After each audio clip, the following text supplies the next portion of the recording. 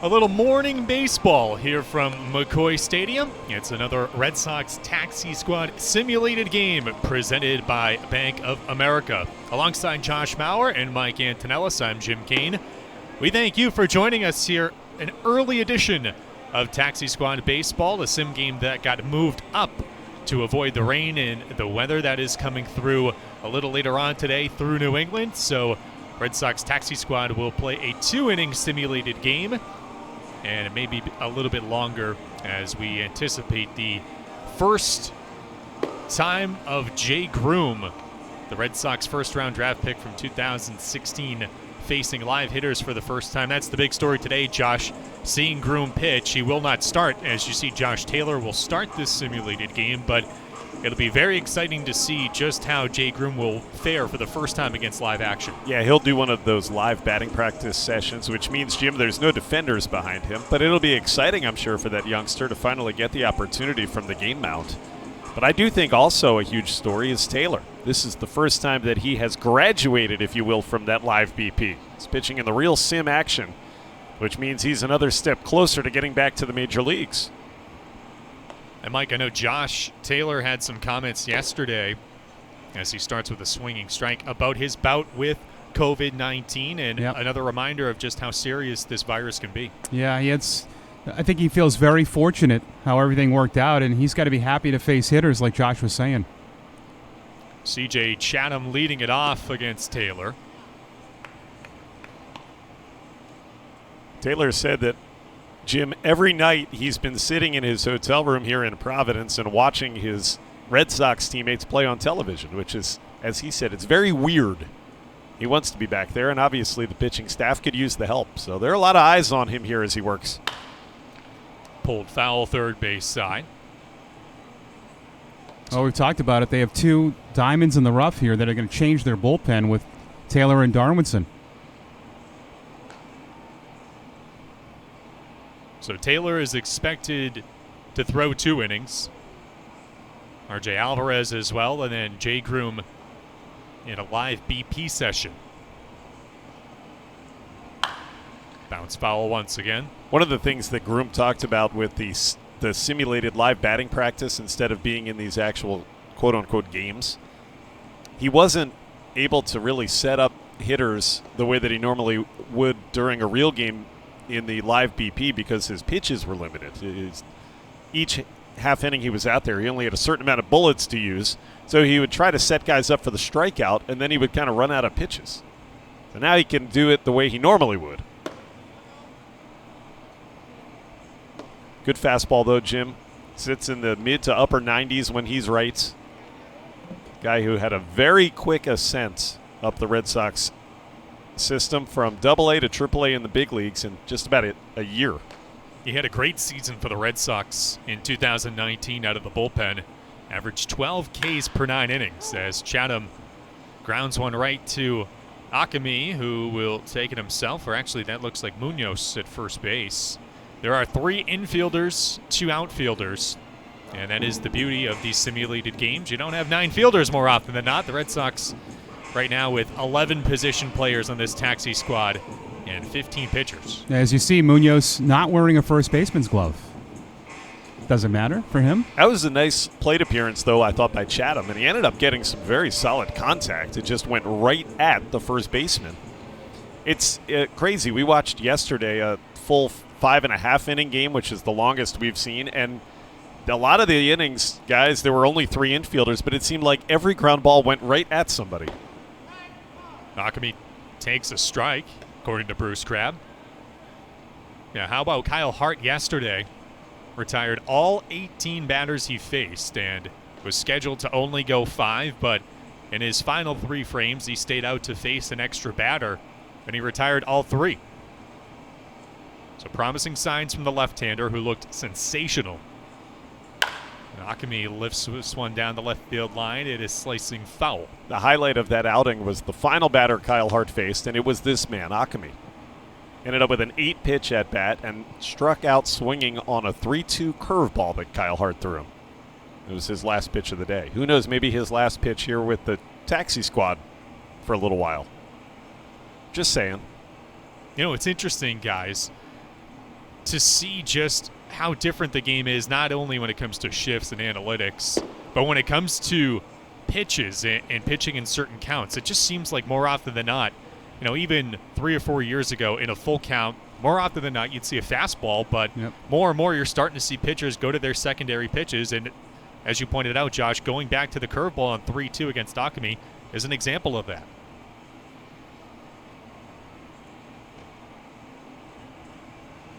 Swing and a miss. Tied him up with a fastball.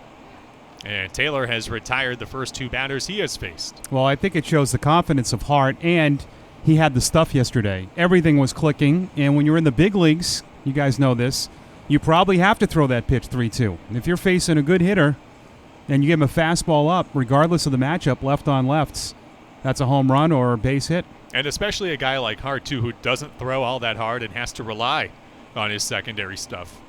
And those secondary pitches were on point yesterday. So here's Cesar Pollo. Takes all the way, takes a strike. Taylor said he feels very good. Mike, you actually asked him a question when he was speaking with the media yesterday about how he feels like he's throwing, and he said, I actually think I'm throwing great. I'm paraphrasing, but essentially saying, even though I missed those couple of weeks recovering from COVID, I don't feel like I have been set back very much physically. Yeah, no arm fatigue. That felt great, which is the most important thing.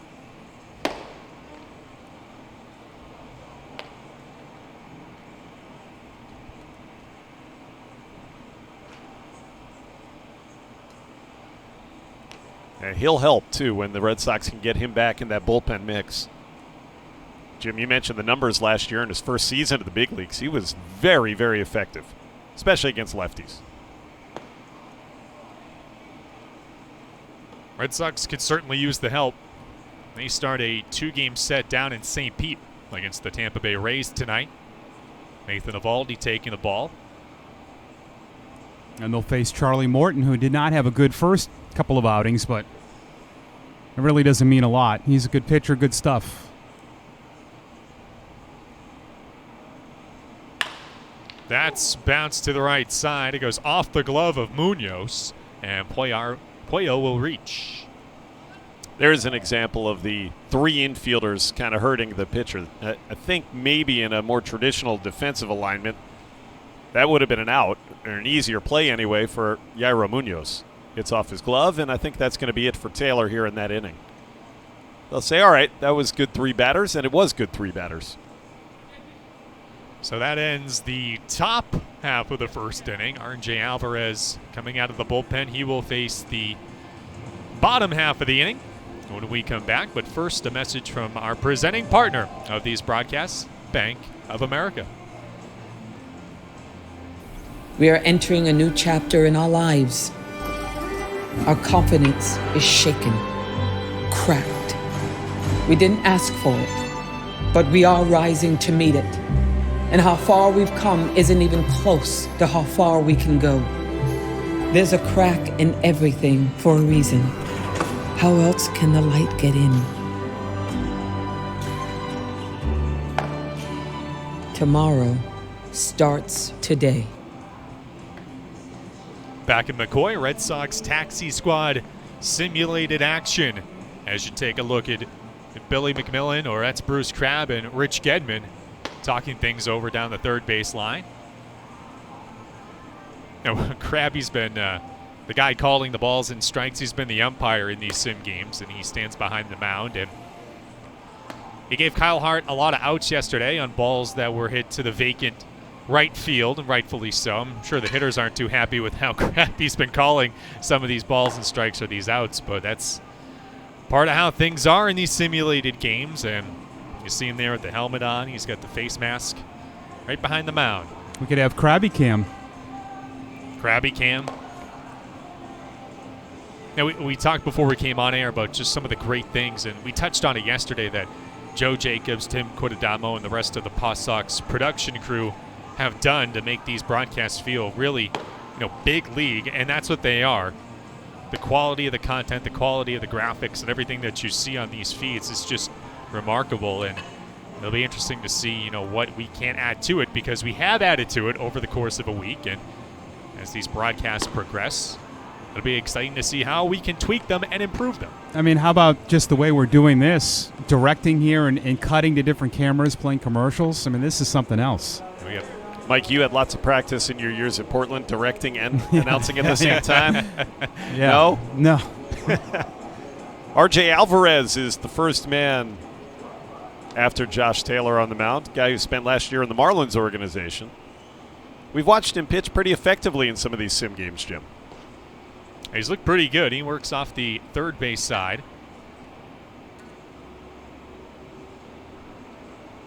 And he will face Johnny Pareda to lead off this inning. Alvarez signed a minor league deal with the Red Sox back in December. Was a non-roster invitee to spring training before the COVID-19 pandemic. And he's an FAU product along with C.J. Chatham. Well, Jay Groom is throwing right now, so I wonder if he'll come in to face live hitters, or we just do a live BP with no fielders. Yeah, the schedule would be to have Taylor go one more inning out there with fielders, and then Groom would come in after without, but we'll see. I think they're giving him an ample amount of time to warm up in the bullpen as he starts now. Swing and a miss. Good fastball from Alvarez. He elevated it, and he strikes out the first man he faces this morning.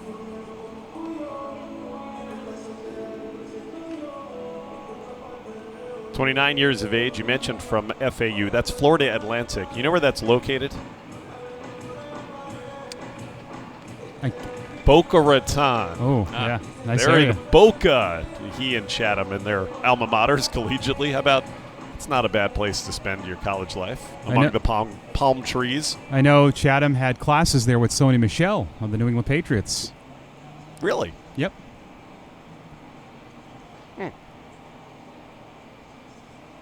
Marco Hernandez digs in from the left side.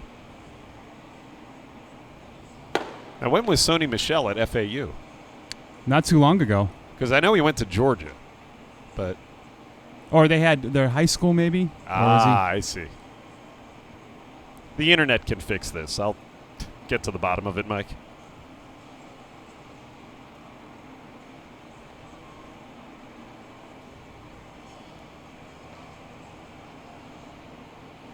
Hernandez back up the middle, and he rips a base hit to right center. Good contact from Hernandez, who, like most of these hitters yesterday, was stifled by Kyle Hart, but first time up here today, rips a single back through the box. It was high school, Josh. You beat me to it.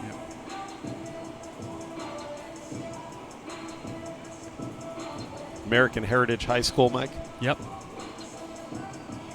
Sony Michel's a great guy.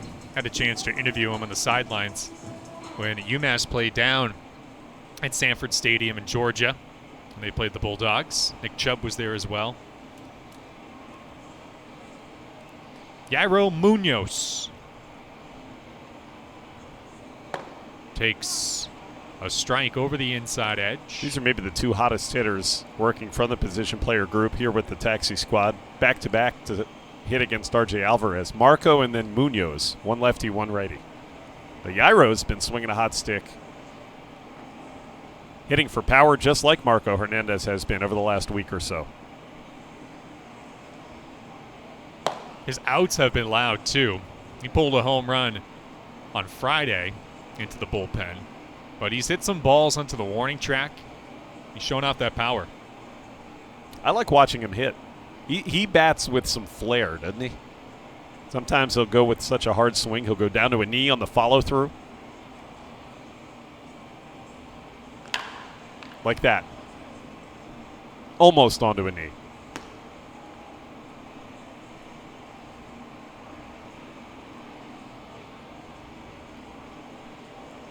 And a guy that can play everywhere, even the outfields. We've seen him in the outfield, also at first base, to spell Josh Yakimi.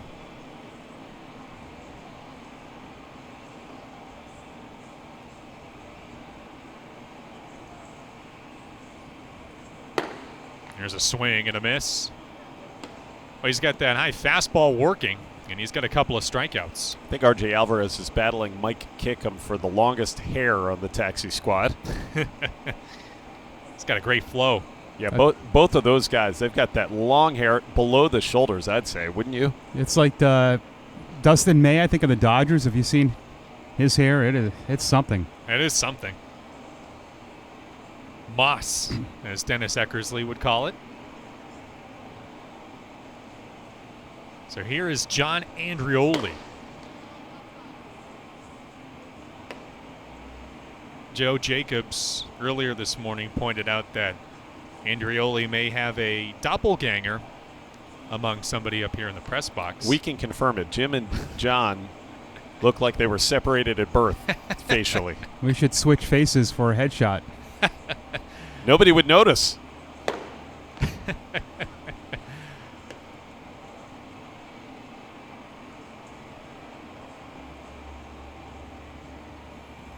He's got a good frame, too. That's something I definitely don't have. We've seen him before these games, before he throws his jersey on. He's got the sleeveless shirt on and showing off the athletic fit frame that he has. So that is where the comparisons stop between John and I. Well, that fastball must be exploding into these right-handed hitters from R.J. Alvarez because he's getting so many swing-throughs here in this inning. Yeah, fastballs up, even fastballs down in the zone, and all of these hitters are late on him. Trying to strike out the side if he can get one more on Andrioli.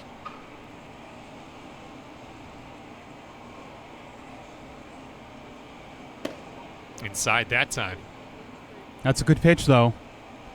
Brush the hitter off the plate. Now the next one will probably be right in the outside corner. It's old school pitching. Up and in, then you go down and away. Yep. That's right. That's right kneecap of the catcher. Classic game plan. Either slider, fastball, but yeah, that's how you have to pitch in the big leagues.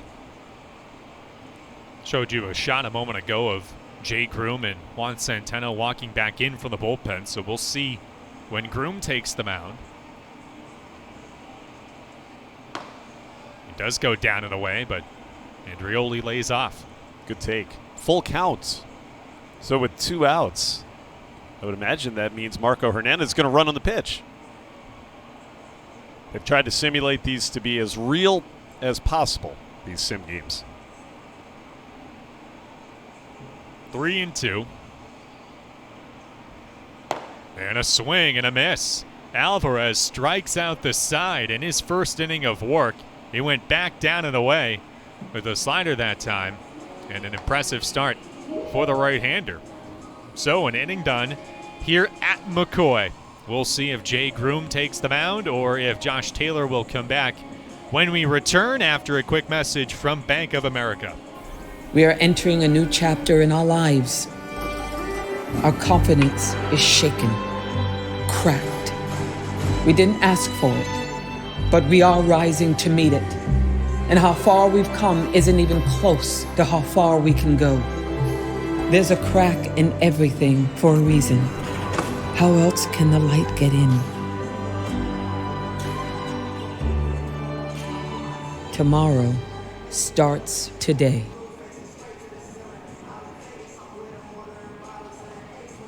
Well, Jay Groom is headed out, and it looks like he will take his turn and face live hitters for the first time. This will be exciting, guys, to see just how he fares against hitters for the first time. Paul Abbott spoke with the media yesterday, Paw Sox pitching coach, and he's been here working with the pitchers at this alternate workout site, and they want to get Jay's effort level, which has been, as Paul described, at about a 5 in these bullpen sessions, and he's thrown up to a 10, and they want to see how he can fare against AAA hitters. Yeah, good test for him. He's missed a lot of time. He's a former first-round pick. And I don't know, guys. I wonder if this is just going to be it here. They just do live BP for this, for Jay Groom, because it doesn't look like any fielders are coming out.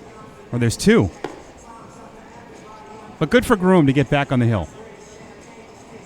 Yeah, he's a guy who you mentioned he's missed time, Mike, and it's been injuries coming off Tommy John surgery. In fact, last season he only pitched in 3 total games for 4 total innings as he was making his way back from the Tommy John.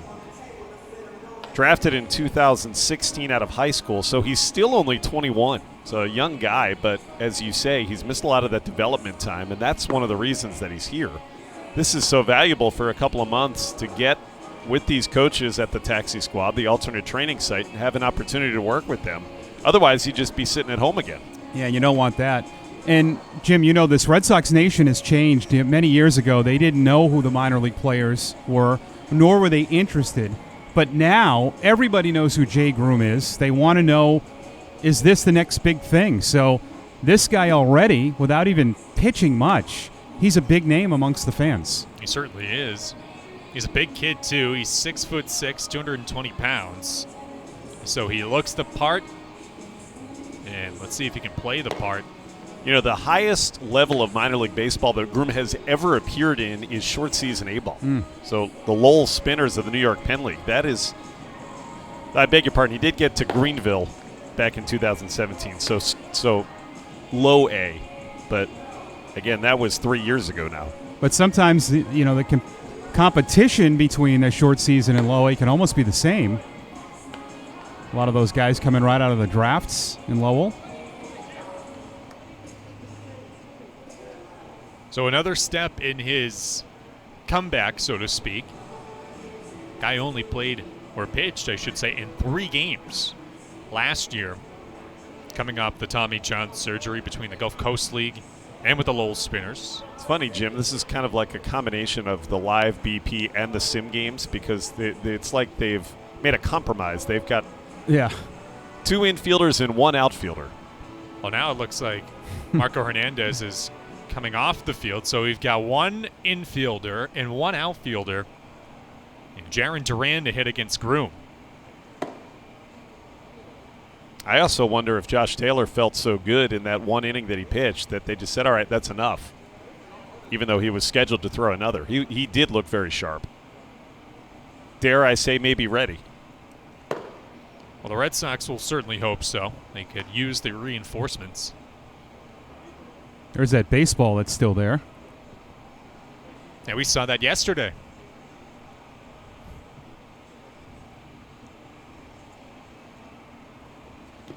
There's a slider in the dirt from Groom. They've obviously been very careful with Jay Groom before getting him onto the mound to face these very experienced hitters, which makes sense for a guy who doesn't have the same development time that a lot of the other players here in the Taxi Squad do. It's a fun matchup, though, to watch him face Jaron Duran. Yeah, a tough way to go for your first live hitter. In quite some time, you're facing arguably the hottest guy in this group of players. Wouldn't you think his heart is pumping a little bit? I imagine so. Oh, yeah, even though it's at this kind of setting. Absolutely. And that is strike 3. So a good start for Groom. Didn't look like Duran picked up the ball all that well. And Groom with a strikeout against the first guy he faces. I think Jaron Duran was calling his own balls and strikes there. May have called himself out. Just started walking away after taking the pitch. Bruce Crabb, who has generally in the sim game situation been calling as the home plate umpire, he's not doing that here. Yeah, you can't even see him in the screen on your feed. As you see him now, he's back towards the lip of the grass by the second base bag. Connor Wong, the second man to bat. Wong batting for the first time today. Connor Wong's an interesting guy in that, yes, he is primarily a catcher, but the Dodgers moved him around the infield last year, as we saw him play second base, even some third base too. So I know we touched on versatility last week, but even more interesting to see it from a guy who is known to be a catcher to play some infield spots like he did last year. Swing and a miss. Wong on top of a slider that Groom buried down towards his back foot. Yeah, we know traditionally catchers can play the hot corners, but sometimes when they're coming up in the minors, they don't make that switch right away.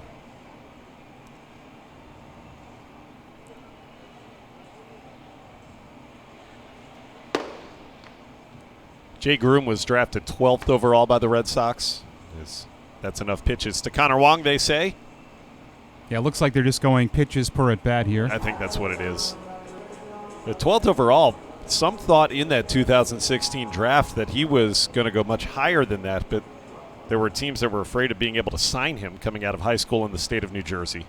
So when the Red Sox got him, many people thought they got terrific value with that pick. Indeed. He's got a nice, easy delivery, too.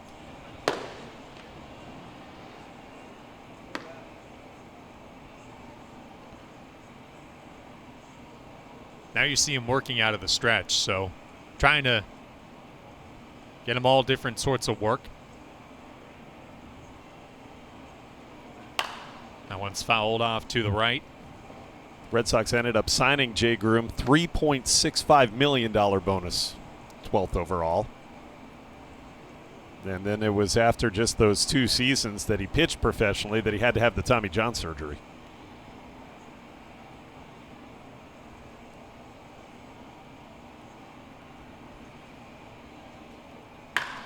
On the ground to the right side, and there is nobody there. Off the bat of Johnny Pareda. He'll stay in there, though. And you wonder where Jay Groom would have been in 2020 in a normal circumstance. Assuming that he was healthy, you figure he was ticketed for an A-ball but a full season team. You figure, right, Mike and Jim, to start the season somewhere. And who knows, maybe by this time of the year, by August, he could have been pushing Double-A if everything went well. Yeah, it seems like out of everybody in this player pool, he'd probably be the one most affected by a lost season where he's not pitching in real games, unfortunately. And that's enough pitches to Pareda. A close one over the outside edge. But this is good for him. I mean, he's around, not just who he's pitching to, he's around older guys. So in addition to the coaches, he's going to learn a lot. Sure, he had a good eye yesterday watching Kyle Hart throw. And we talked about that too. Just another, or one of the benefits of this alternate workout site for some of these younger guys is being around this coaching staff. And now Jeter Downs to bat for the first time today. And he takes outside. You know what's great about these games, guys, is that we could see things happen here that no one's privileged to. Now they can watch it on the stream. Groom to Downs, Groom to Duran. Yeah, I was thinking the same thing, Mike. This is really neat. It's like a peek inside the upper prospect tier of the Boston Red Sox organization. That's a good off-speed pitch, down and away. I like how he goes in and away from righties with a lot of confidence. And he's gone inside with the slider, but then he's also gone away to righties with off-speed pitches. So far, so good for Groom. Having to face some tough guys, first in Duran and now Downs.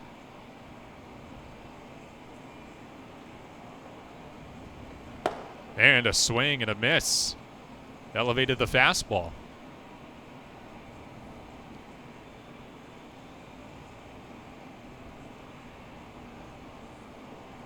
It's weird that he makes his debut at McCoy in this kind of setting. All right. Just how he pictured it. Just to make 2020 even weirder. Mentioned he's a New Jersey kid.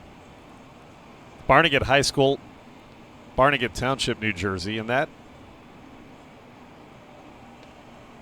pretty good baseball state. You get guys coming out of the Garden State quite often. Yeah. The Frazier's, Todd Frazier's from there. I was thinking of the Little League teams that have come through New Jersey over the years. And he played on one of them. Sure did, yeah.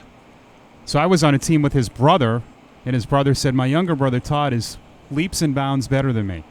You're thinking, what are you talking about? And it looks like that'll do it for Groom. So he had to have hit his pitch limit. And RJ Alvarez will go back out there, and so too will the rest of the fielders. So, guys, I'd say overall, very encouraging from Jay Groom.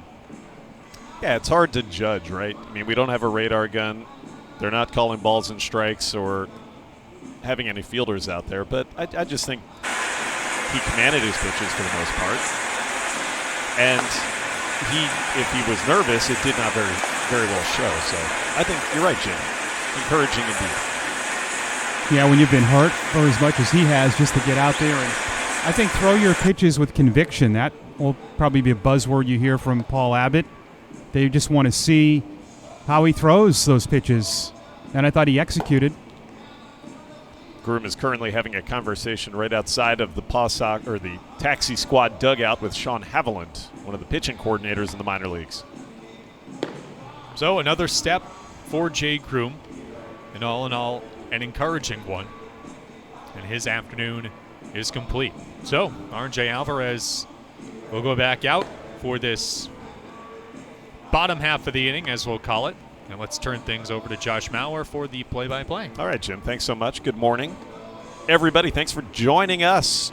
Thanks to Twitter. We've got you on Periscope. And, of course, on Facebook Live. We've been doing this day in and day out for the Sim Games. Breakfast and baseball today. Feels like it would have been one of the camp days in a normal minor league baseball season. We'd have all sorts of screaming campers singing along to SpongeBob SquarePants. Yep. Coming up to the press box asking for song requests. I get a lot of those. It's tough here to do that, Can you right? play Old Town Road? I always just say yes. I lie. Yeah. Yeah. Sure. Okay, we got you. RJ Alvarez had 3 strikeouts in his first simulated inning, and now this could be the end of the day. He'll face with now 4 infielders behind him, so he's gained a defender. He'll face Jarren Duran. Duran just saw about 4 or 5 pitches from Jay Groom moments earlier.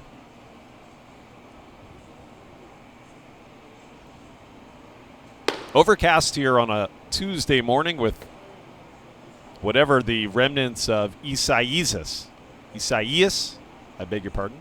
I didn't say it on purpose. I left that for you because I know you have that pronunciation down pat. Well, it's headed up the coast. It's already made an impact on the Major League schedule today. Game in New York, the Yankees were supposed to play against the Phillies, got postponed before they even went to bed last night, knowing that that weather was headed their way. That's a smart decision. And if the rain does come here to the Rhode Island area, it's going to come later. So they pushed the start time of today's sim game up several hours. Actually, very comfortable, I would imagine, out there for these guys here in the late morning hours. Duran on the ground. Tough play, Hernandez. Nice play by Hernandez. And Akami kept his foot on the bag. Now Marco had to hurry because Jarren Duran will make you need to hurry. Yeah, every ball he puts in play to the infielders. And you know what Duran will do? He's going to force a lot of errors from guys hurrying and not getting a good grip. You know who knows about that? Marco Hernandez knows about that. Yeah. He does the same thing when he runs out of ground ball. Takes one to no one. So RJ Alvarez has recorded 4 outs. Centeno at the plate. The numberless wonder. Juan Centeno. If you look and you're saying, well, who's the guy without a jersey? He's been here for a week now just about, and Juan Centeno is that man, so we can identify him easily. Catcher by trade, Centeno takes it low. He was just working, in fact, as the battery made of Jay Groom. It's arriving Pony Express, I heard, the jersey. So, I mean, you want one, right, at some point? Yeah, I would think so. Unless it's more comfortable for Juan. True, as a catcher.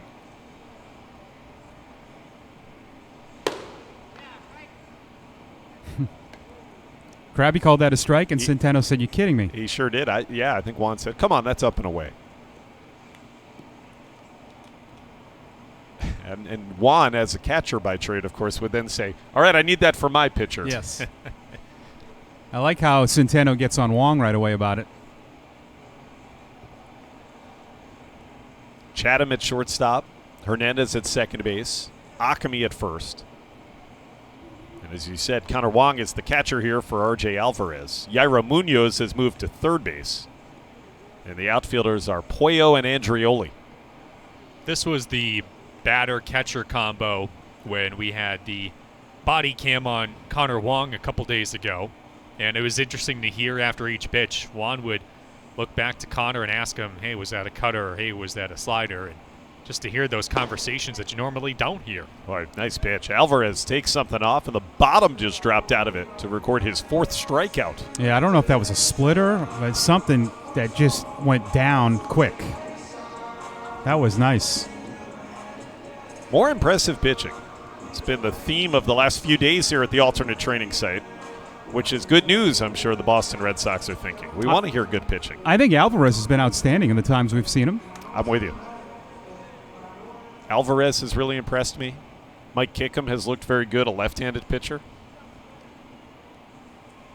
Last game we saw Robert Stock, a recent waiver claim by the Red Sox, make his debut here with the Taxi Squad, and he was throwing 97, 98 miles an hour. Stock had a easy inning to finish yesterday's Sim game, and Paul Abbott was talking about him in glowing terms with the media after that appearance. Nice way to introduce yourself. Jeter Downs against Alvarez with 2 outs. We think this could be the end of the morning. It would be a quick day for us, guys. We're stealing money. Yes. And a lot rolled into this morning with Groom, Taylor getting a chance to throw. And we get to see these hitters a lot, as we always do. We sure do. Even, we talk about how the pitchers are getting the book on all these hitters, having to face them so many times. Everybody in the press box getting to know the ins and outs of Jeter Downs at the plate. Alvarez, fastball goes down and in. Yeah, we know which batter is just from seeing them so many times. Red Sox are in Tampa tonight to begin that series after a day off was spent there in Central Florida. It's funny, but it feels like it's getting close to must-win time, right? Only a week and a half into the season. Just because of the schedule with all the division games. Low and away to the breaking ball went Alvarez. And I think, too, when you're starting as they have 3-6, they were tied for the worst record in the major leagues coming out of the series in the Bronx last weekend. It gets late quickly. Yep. In a 60-game schedule, you got to start to pile up some wins to stay in postseason contention. So maybe that starts tonight. Downs takes it low, ball 4. He has walked. Able to lay off those close pitches from R.J. Alvarez. Nice job. Yeah, it was a good at-bat. And Alvarez is a tough guy to pick up, especially for a right-hander. He's got that cross-body delivery where he plants his left leg more towards the third base side and then slings his arm and the rest of his body across. Makes it hard for a right-hander, so good job by Jeter Downs. Josh Taylor, if you're just turning it on, just pitched the 1 inning, and he looked very solid, walked off, and everybody seemed to be pretty pleased. Jeter Downs takes off. Oh, he had a great jump on Alvarez, and Connor Wong had no chance to throw him out. Aggressive base running by the youngster. Boy, he sure looked good. What a jump that was. You're right. He is very quick. Man.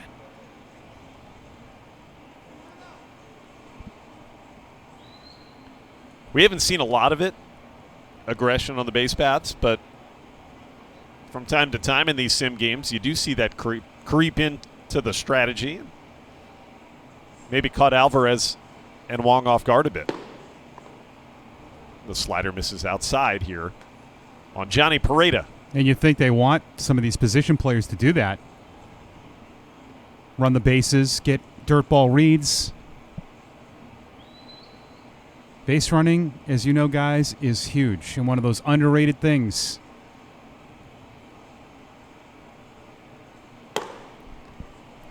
Another one outside. It's 3-0. In danger of issuing back-to-back walks is R.J. Alvarez.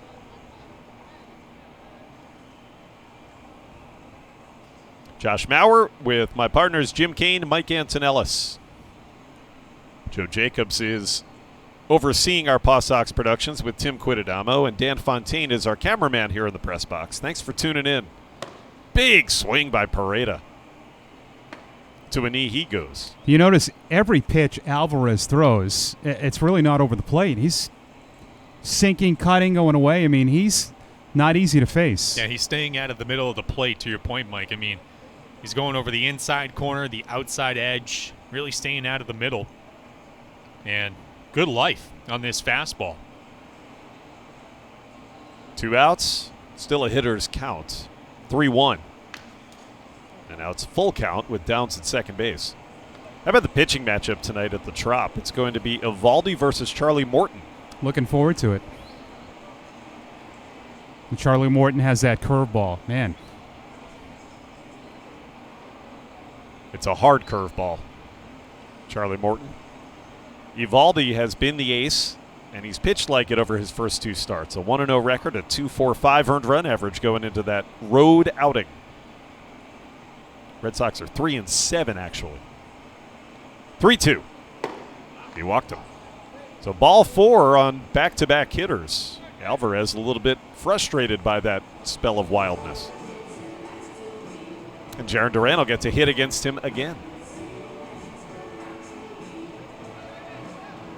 Well, I guess the good thing with the schedule is that you do have division games to pass teams.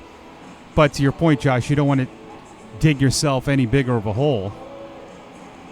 Jeter Downs may be needed to hit again. He would come up next in this batting group, and so he's off of second base. We're going to say there's a ghost runner at second. Like wiffle ball. Yeah, it's like how you and I and countless youngsters used to play it in the backyard. Nice pitch.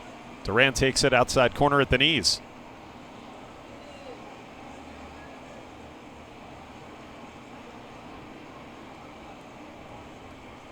And tonight's the return of the Marlins. They're in Baltimore. That's a good point, Mike. That's going to be an interesting team to watch this week with the completely reinvented roster that Miami's going to throw out there. Hard hit off the glove of Akami. Hernandez was able to back it up. It's an infield hit for Duran, and we're going to say the ghost runner held it third. So at least by Marco getting over there, he saved a pseudo run, and I think that's all that R.J. Alvarez is going to throw. Akami may be a little bit wistful at that play, saying maybe I should have been able to stop that with my backhand. And Billy doing some coaching here. Billy McMillan on the third base side. And that is the end of the day here at McCoy. That's a quickie, guys. 44 minutes. We're just going to make sure here. Well, the Rosenbag is no longer on the hill. We've looked at that as a telltale sign. Looks like we just got the sign from Mario Oliveira. That is the end. We saw 1 simulated inning from Josh Taylor, 1 live BP inning from Jay Groom, and a couple on the hill from R.J. Alvarez.